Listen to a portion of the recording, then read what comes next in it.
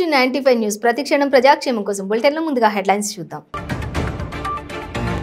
నక్సలైట్ల మందు పాత్ర పేల్చడంతో మృతి చెందిన జవాన్ల మృతదేహాల అప్పగింత. అమర జవాన్లకు ముఖ్యమంత్రి భూపేష్ బాఘేల్ సహా పలువురు నివాళులు. మంచిర్యాల జిల్లా ఇందారంలో జరిగిన హత్యలో నిందితుల అరెస్ట్. హత్యకు ప్రేమ వ్యవహారమే కారణంగా తేల్చిన పోలీసులు. మంత్రాలయం బీసీ సామాజిక వర్గ ప్రతినిధులతో నారా లోకేష్ ముఖాముఖి సమావేశం. టీడీపీ అధికారంలోకి వచ్చిన వెంటనే శాశ్వత బీసీ కుల ధృవీకరణ పత్రాలు అందజేస్తామని హామీ. వివేకా కేసులో అవినాష్ రెడ్డి సంచలన వీడియో విడుదల. వివేకా హత్య జరిగిన రోజు ఏం జరిగిందో ప్రజలకు వివరించిన ఎంపీ. డీటెయిల్స్ చూసే ఛత్తీస్గఢ్లోని దంతెవాడ జిల్లాలో నక్సలైట్ల మందు పాత్ర పేల్చడంతో 10 మంది జవాన్లు ఒక డ్రైవర్ మృతి చెందిన విషయం తెలిసిందే. ముఖ్యమంత్రి భూపేష్ బాఘేల్ సహా పలువురు మృతులకు నివాళులు అర్పించారు. భారత్ మాతకి జై నినాదాల మధ్య జవాన్ల కుటుంబ సభ్యులు పౌరుల కన్నీటి మధ్య మృతదేహాలను స్వగ్రామాలకు తరలించారు. దంతెవాడలో పోలీసులు ప్రయాణిస్తున్న మినీ బస్సును టార్గెట్ గా చేసుకుని ఐఈడీ మందు పాత్ర పేల్చారు నక్సలైట్లు. వీరు మావోయిస్టు వ్యతిరేక కూంబింగ్ ఆపరేషన్ కోసం వెళ్లారు. తిరుగు ప్రయాణంలో ఈ దాడి జరిగింది. అమర జవాన్ల వద్ద పుష్పగుచ్చాలు ఉంచి నివాళులు అర్పించిన అనంతరం సీఎం భూపేష్ మాట్లాడుతూ జవాన్ల త్యాగం వృధా కానివ్వమని చెప్పారు. నక్సలైట్లపై పోరాటాన్ని మరింత ఉధృతం చేస్తామని చెప్పారు. కాగా అమర జవాన్ల మృతదేహాలను వాహనాలలో స్వస్థలాలకు తరలించే సమయంలో సీఎం భూపేష్ ఒక జవాన్ శవపేటికను తన భుజంపై మోశారు.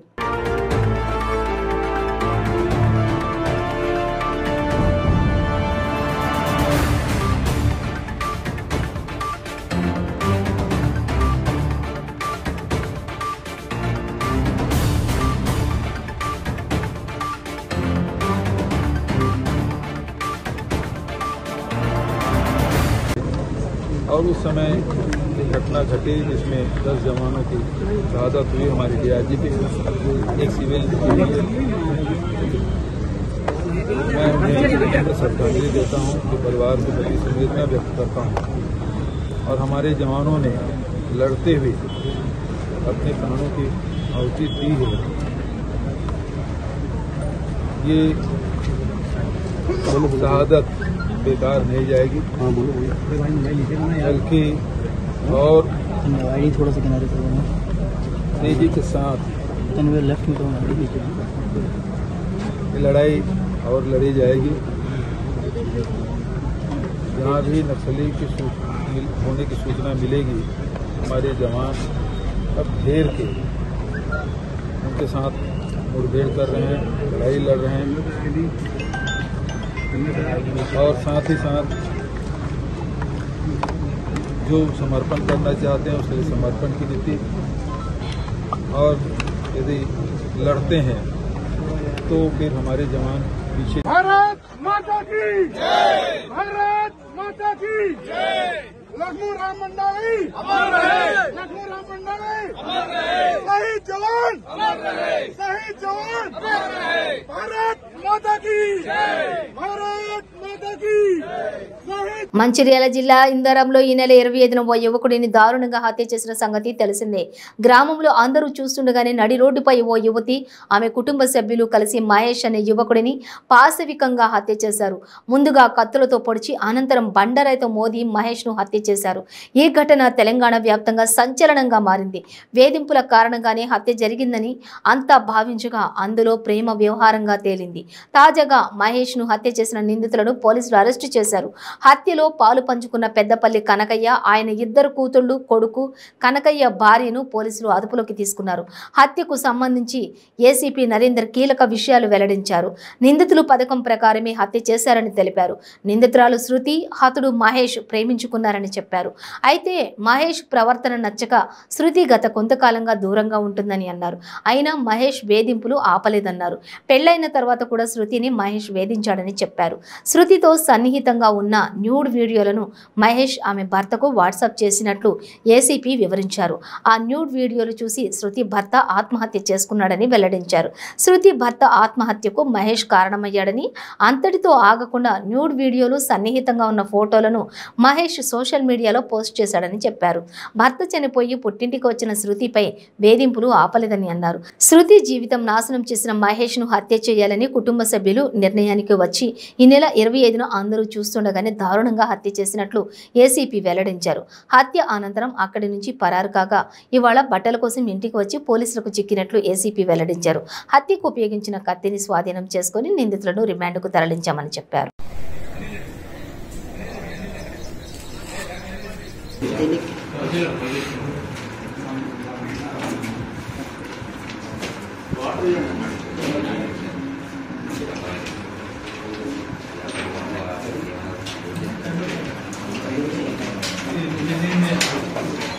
ప్రవీణ్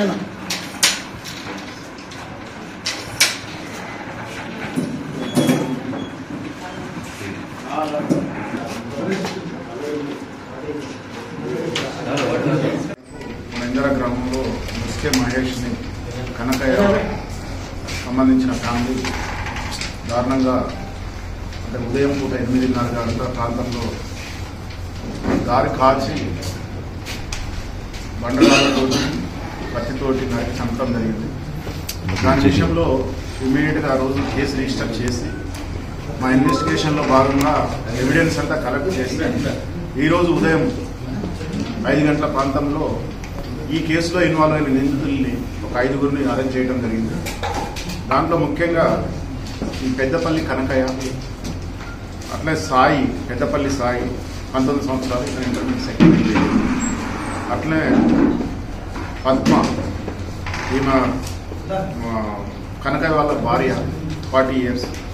అట్లే పెద్దపల్లి శృతి 22 ఇయర్స్. ఇంకోటి పెద్దపల్లి శ్వేత, ఈమె 21 ఇయర్స్. వీరందరూ కుటుంబ సభ్యులే. వీరందరూ ఈ నేరంలో పాల్పంచుకోవడం జరిగింది. అందుకని వీరందరినీ ఉదయం పూట మాకున్న ఆల్రెడీ అరెస్ట్ అఫెన్స్ అయిన తర్వాత వాళ్ళు పారిపోగా సిఐ గారి ఆధ్వర్యంలో, శ్రీరాంపూర్ సిఐ గారి ఆధ్వర్యంలో 2-3 టీములు పంపించి ఉదయం పూట వాళ్ళందరినీ 5గురిని అదుపులో తీసుకోవడం జరిగింది. తీసుకున్నంత వాళ్ళు నేరం ఒప్పుకోవడంతో పాటు వారు నేరానికి ఉపయోగించిన కత్తిని ప్లస్ వారి దగ్గర ఉన్న సెల్ ఫోన్ని, మిగతా ఎవిడెన్స్ అంతా సీజ్ చేయడం జరిగింది. చేసి వారిని ఫార్మాలిటీస్ అయిన తర్వాత ఇప్పుడు షార్ట్లీ ఇప్పుడు మేము కోర్టులో ప్రొడ్యూస్ చేసి రిమాండ్ పంపించడం జరుగుతుంది. దీంట్లో వివరాల్లో వెళ్తే మీకు ఆల్రెడీ కొంత తెలుసు. ముఖ్యంగా ఈ డిసీజ్ ఎవరైతే ఉన్నారో అతను మహేష్,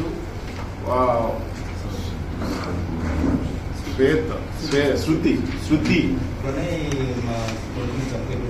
అంటే దీంట్లో నేను ఒక పోలీసు నెగ్లిజెన్స్ దీంట్లో ఎటువంటిది లేదు. ఎట్లా అంటే ఫస్ట్ పోయిన సంవత్సరము ఇట్లా న్యూడ్ ఫొటోస్ ఒకటి మీకు క్లారిటీగా చెప్తున్నా. అమ్మాయి ఇద్దరికి లవ్ ఉన్నది వాస్తవం. లవ్ ఎంతవరకు ఉంటుంది ఇద్దరికి ఓకే ఉన్నంత వరకు. ఇప్పుడు సింపుల్ లాజిక్ ఏంటంటే 25 సంవత్సరాలు కాపురం చేసిన వాళ్ళు కూడా భర్త మీద కేసులు పెడుతున్నారు. భార్య భర్తను చంపడం, భర్త భార్యను చంపడం చూస్తుంది. 25 సంవత్సరాలు ఉండగా వాళ్ళిద్దరికీ కాన్సెంట్ ఉన్నది. కానీ ఆ అమ్మాయి వద్దన్నప్పుడు నీకు ఇంటిమేట్ వీడియోస్ అనేది ఇండివిజువల్ ఉంచుకోవడానికి పంపించింది. It doesn't mean that it should be communicate to others.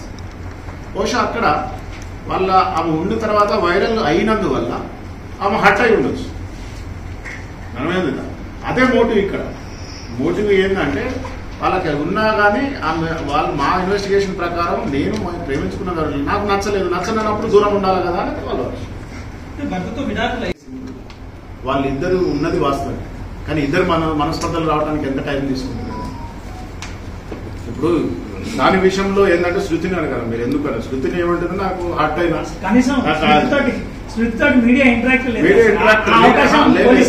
అది మేము ఇచ్చడం కాదు. మా ఇన్వెస్టిగేషన్ లో తేలింది ఒకటి ఏంటంటే ఆమె మేము ప్రేమించింది వాస్తవమే.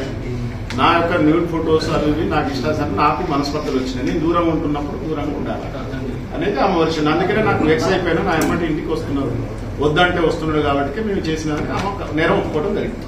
ఇటీవల కాలంలో సార్ మంత్రాలయంలో టీడీపీ నేత నారా లోకేష్ పాదయాత్రలో భాగంగా బీసీ సామాజిక వర్గం ప్రతినిధులతో ముఖాముఖి సమావేశంలో పాల్గొన్నారు. మంత్రాలయం నియోజకవర్గం బీసీ నేతలు మాట్లాడుతూ బోయా వాల్మీకిలను ఎస్టీల్లో చేరుస్తామని జగన్ మోసం చేశారన్నారు. బోయా వాల్మీకిలకి ఎటువంటి కులవృత్తి లేదని, బీసీలకు అమలయ్యే ఏ సంక్షేమ కార్యక్రమం తమకు అందడం లేదని వాపోయారు. ఈ సందర్భంగా నారా లోకేష్ మాట్లాడుతూ బీసీల భద్రత కోసం టీడీపీ అధికారంలోకి రాగానే బీసీ రక్షణ చట్టం తీసుకొస్తామని అన్నారు. న్యాయ పోరాటానికి అయ్యే ఖర్చు కూడా ప్రభుత్వమే భరిస్తుందని, టీడీపీ అధికారంలోకి వచ్చిన వెంటనే శాశ్వత బీసీ కుల ధృవీకరణ పత్రాలు అందజేస్తామని తెలిపారు. ఫోన్లో ఒక్క బటన్ నొక్కగానే ప్రభుత్వమే మీ ఇంటికి శాశ్వత కుల ధృవీకరణ పత్రాలు అందజేసే విధంగా తీసుకొస్తామని తెలిపారు.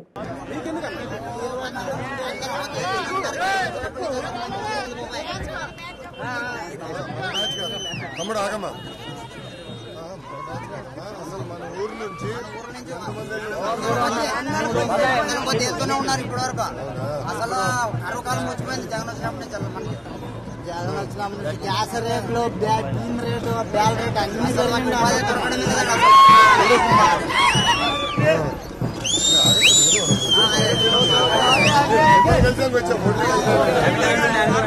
ఎన్నెళ్ళకి వెళ్ళారు మీరు?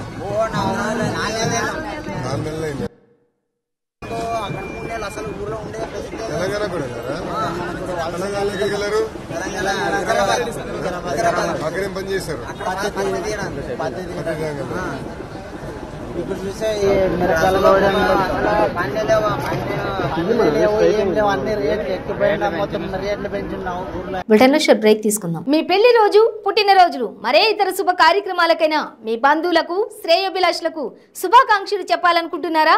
మీ ఇంట్లో జరిగే శుభకార్యాలను టీవీలో చూడాలనుకుంటున్నారా? అయితే ఆలస్యం ఎందుకు? 95 న్యూస్ అందిస్తోంది మీకు ఆ అద్భుతమైన అవకాశం. ఆలస్యం ఎందుకు? స్క్రీన్ పై కనిపించే ఈ నంబర్కు వెంటనే డయల్ చేయండి. మీరు చెప్పే శుభాకాంక్షలు ప్రత్యక్ష ప్రసారంలో చూడండి. మీరు డయల్ చేయవలసిన నంబర్ 9912696750. పెయిన్ రిలీఫ్ వటి ఆయుర్వేద ఔషధం.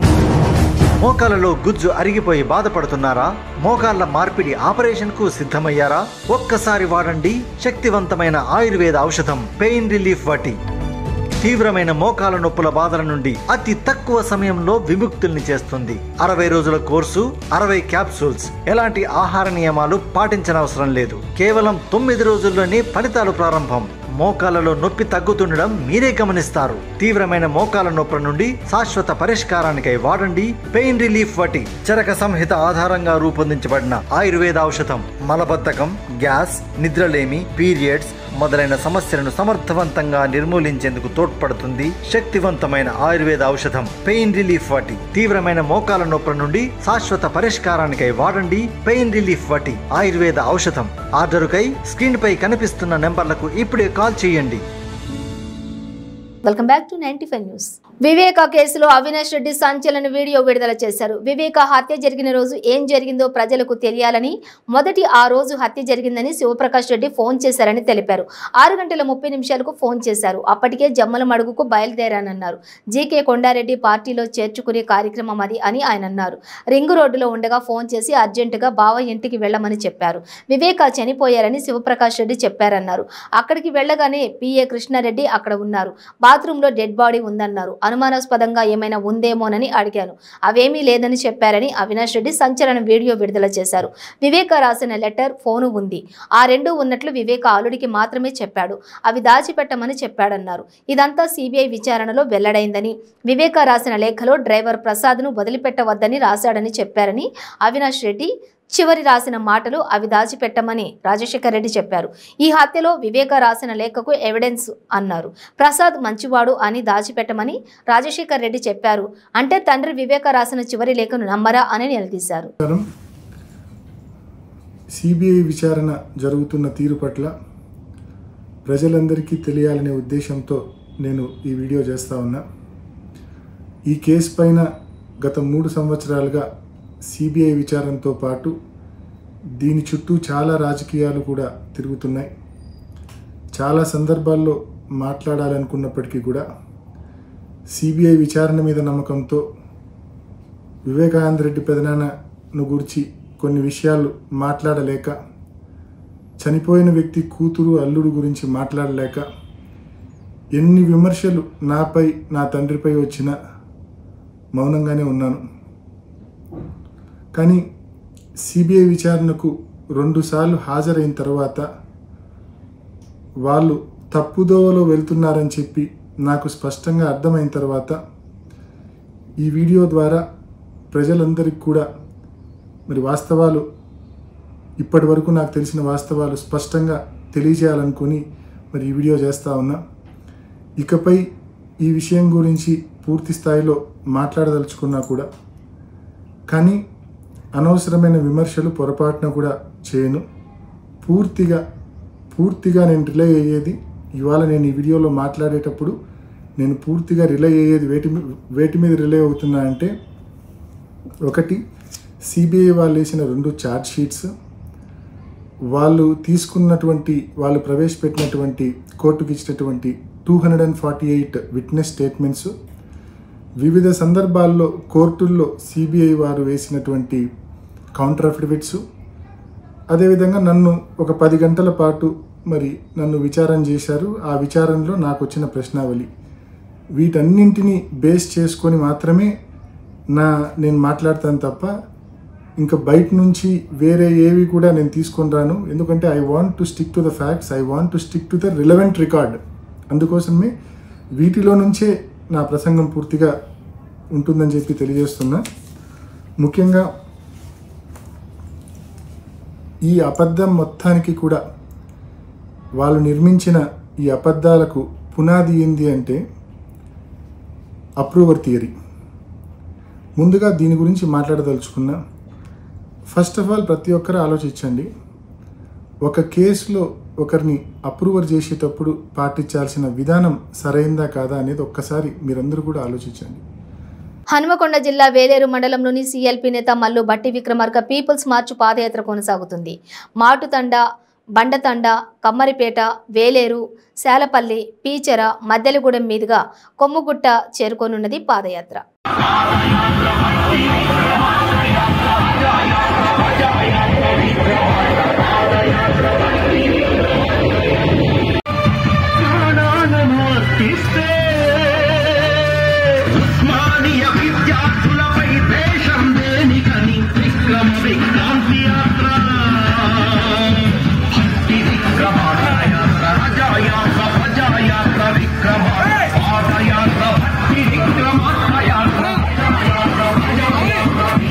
ఆదిలాబాద్ జిల్లా బౌద్ మండలంలోని కన్గుట్ట గ్రామం మొక్కజొన్న రైతులు వినూత్న నిరసనకు దిగారు. గ్రామ పంచాయతీకి తాళం వేసుకుని స్వీయ నిర్బంధంలో ఉండిపోయారు. బుధవారం అర్ధరాత్రి నుండి మొక్కజొన్న రైతులు నిరసన వ్యక్తం చేస్తున్నారు. జిల్లా కేంద్రంలోని కలెక్టర్ కార్యాలయం ఎదుట ధర్నా చేపట్టిన రైతులకు 2 రోజులలో కొనుగోలు చేస్తామని అధికారులు హామీ ఇచ్చారు. అకాల వర్షాలతో పంటలు సైతం నేలమట్టం అవడంతో అపార నష్టం జరిగిందని రైతులు అంటున్నారు. పంటల మద్దతు ధరలతో కొనుగోలు చేయాలని డిమాండ్ చేస్తున్నారు.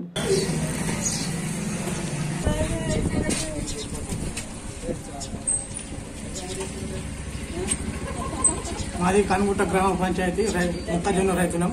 గ్రామ పంచాయతీ మేము కనుగుట్ట గ్రామ పంచాయతీ మొక్కజొన్న రైతులం. మేము రాత్రి 9 గంటల నుంచి గ్రామ పంచాయతీని నిర్బంధం చేసుకున్నాము. గత సోమవారం రోజు ఆదిలాబాద్ వెళ్లి కలెక్టర్ ఆఫీస్ ముందర ధర్నా చేశాము. మాకు అగ్రికల్చర్ డిఎం గారు హామీ ఇచ్చిండు, 2 రోజుల తర్వాత 3 రోజుల తర్వాత మీకు ఖచ్చితంగా మీకు హామీ ఇస్తున్నాము, 3 రోజుల తర్వాత పర్మిషన్ తీసుకొని కొంతమంది చెప్పారు. ఇప్పటి వరకు మాకు ఎటువంటి సమాచారం లేదు. అందుకోసం మళ్ళీ వెంటనే గవర్నమెంట్ చర్యలు తీసుకొని మద్దతు ధరకు ఖచ్చితంగా కొనాలని మేము వేడుకుంటున్నాము. గత 3 రోజుల నుంచి అనేక వర్షాలు, రాళ్లతోటి వర్షాలు పడటం రైతులు ఎక్కడెక్కడ కళ్ళాల మధ్య మొక్కజొన్నలను నేర్పుకోలేక నష్టపోతున్నాం. కాబట్టి గవర్నమెంట్ మాపై వెంటనే చర్యలు తీసుకొని మొక్కజొన్నలు కొనాలని డిమాండ్ చేస్తున్నాం. అప్పటి బంధాన్ని ఇలాగే కొనసాగిస్తాము అని మేము వేడుకుంటున్నాం. మీకు అన్నం అన్నం ఏమన్నా మాకు ఎటువంటి మేము ముట్టాము, అన్నం గాని నీళ్లు గాని ఏం ముట్టాం. మాకు గవర్నమెంట్ ఖచ్చితంగా హామీ ఇచ్చి వెంటనే కాంట్రాక్టులను చాలు చేస్తేనే మేము బయటకు వెళ్తాం. ఏలూరు కలెక్టరేట్లో కొత్త ఆర్థిక శాఖ భవనాన్ని ఆ శాఖ మంత్రి బుగ్గన రాజేంద్రనాథ్ రెడ్డి ప్రారంభించారు. ఆర్కిటెక్చర్ బోర్డు సూచనల ప్రకారం 10 కోట్లతో ఆర్థిక కార్యాలయ భవన నిర్మాణం చేపట్టారు. 26,500 చదరపు అడుగుల విస్తీర్ణంలో 3 ఫ్లోర్లలో ఆర్థిక శాఖ భాగాలన్నీ ఒకే చోట ఉండేలా భవనం నిర్మించారు. తద్వారా అధికారులకు వెసులుబాటు, ప్రజలకు సేవలు అందించడంలో వేగం పెరుగుతుందని మంత్రి బుగ్గన అన్నారు. ప్రభుత్వం ప్రత్యేకంగా ఏర్పాటు చేసిన ఆర్కిటెక్చర్ బోర్డు సూచించిన ప్రమాణాలు, ప్రభుత్వ విధానాల ప్రకారం భవన నిర్మాణం జరిగిందని అన్నారు.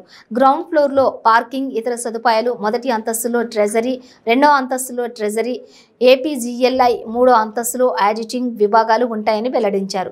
గత ప్రభుత్వ భవనాలు ఇష్టం వచ్చినట్లు కాకుండా ఆర్కిటెక్చర్ బోర్డు ఏర్పాటు, ఆ సూచనలతోనే భవన నిర్మాణాలు జరుగుతున్నాయని వెల్లడించారు. ఖర్చు, ఉద్దేశం, లక్ష్యం, ఆకృతులు, వాతావరణ పరిస్థితులు, ఉపయోగం, అనుకూలతలన్నీ కూడా పరిశీలించే వ్యవస్థే ఆర్కిటెక్చర్ బోర్డు అని తెలిపారు. ఆర్థిక శాఖ భవనంలో ప్రత్యేకంగా సెంట్రల్ ఎయిర్ కండిషన్డ్ లిఫ్ట్, ప్రమాద నివారణ సదుపాయాలు ఉన్నట్లు వెల్లడించారు. గతంలో ప్రభుత్వ భవనాలు, కార్యాలయాలకు భిన్నంగా కార్యాలయ వాతావరణం అంతా కూడా వెలుతురు సహా వసతులకు పెద్దపీట వేసినట్లు ఆర్థిక శాఖ మంత్రి బుగ్గన రాజేంద్రనాథ్ రెడ్డి వెల్లడించారు.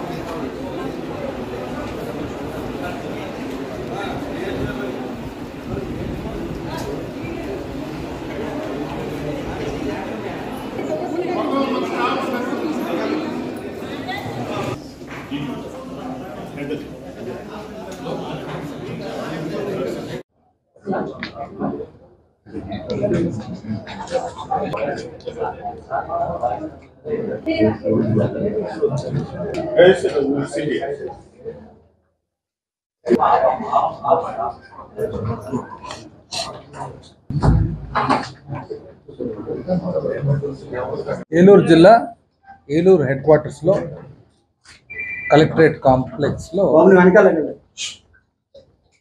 ఫైనాన్స్ కాంప్లెక్స్ భవనము ప్రారంభోత్సవం చేయడం జరిగింది. దాదాపు 26,500 చదరపు అడుగులు గల ఈ బిల్డింగ్లో వివిధ ఆర్థిక శాఖకు సంబంధించిన డిపార్ట్మెంట్స్ ఏవైతే ఉన్నాయో అవన్నీ కూడా ఇక్కడ నుంచి ఫంక్షన్ కాబోతా ఉన్నాయి. మరి ఇక్కడ ఫస్ట్ ఫ్లోర్లో కింద గ్రౌండ్ ఫ్లోర్ వచ్చేసి స్ట్రీట్ ఫ్లోర్లో parking and other utilities provide చేయడం జరిగింది. ఫస్ట్ ఫ్లోర్లో ట్రెజరీస్ విభాగము, రెండవ అంతస్తులో ట్రెజరీస్ మరియు ఏపీజీఎల్ఐ, మరి మూడవ అంతస్తులో స్టేట్ ఆడిట్. అంటే దాదాపు మన ఫైనాన్స్ డిపార్ట్మెంట్కు సంబంధించిన ముఖ్యమైన విభాగాలు ఏవైతే ఉన్నాయో అవన్నీ కూడా ఒకే చోట ఫంక్షన్ కావడం వలన, అదేవిధంగా కలెక్టరేట్ ఆవరణలో ఫంక్షన్ కావడం వలన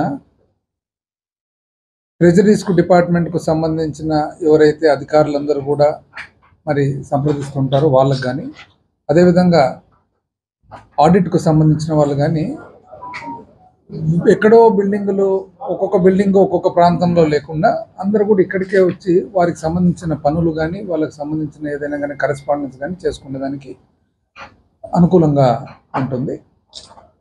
మన ప్రభుత్వం వచ్చిన తర్వాత ఎన్నో కొత్త భవనాలు చేపట్టడము, మరి అదేవిధంగా గత ప్రభుత్వంలో మిగిలిపోయిన కన్స్ట్రక్షన్లో ఆగిపోయిన భవనాలను కూడా కంప్లీట్ చేయడం జరిగింది. అందులో ఇది ఒకటి.